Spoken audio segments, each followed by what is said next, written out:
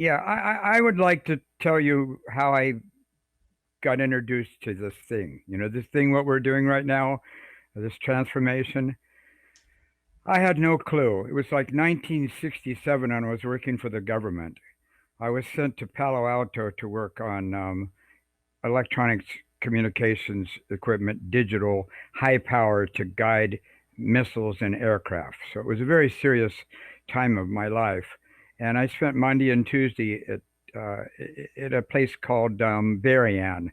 They make electronics equipment for radiation and CAT scans and PET scans and stuff. And they made this high powered radio transmitter that I was maintaining for 4 years while I was in the Air Force. Well, the Air Force wanted me to be the man for the East Coast on that gear, so they sent me out to California for the first time. Well, after 2 days, I decided to go to San Francisco because I wanted to see beatniks.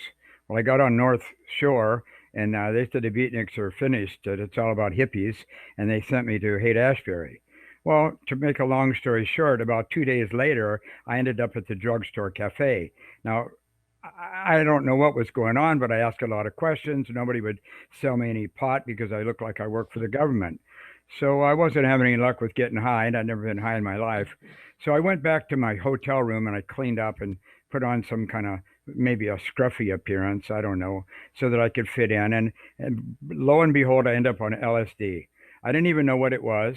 I got it at the drugstore cafe on the corner of Haight and Masonic.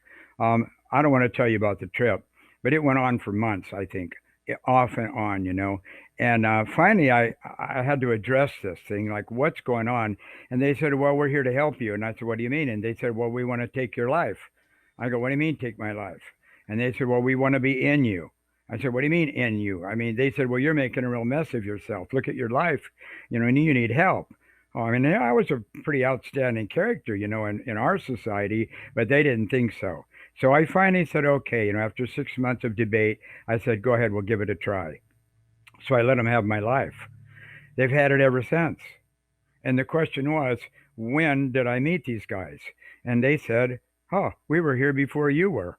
They were always with me. They were here before I even had this body because they are me. And now, after what? How many? 68? It's been 50 years. I finally think I understand what's going on. They are us. We are them. And all we have to do is just relax and enjoy the ride. Let them make the decisions because they already do.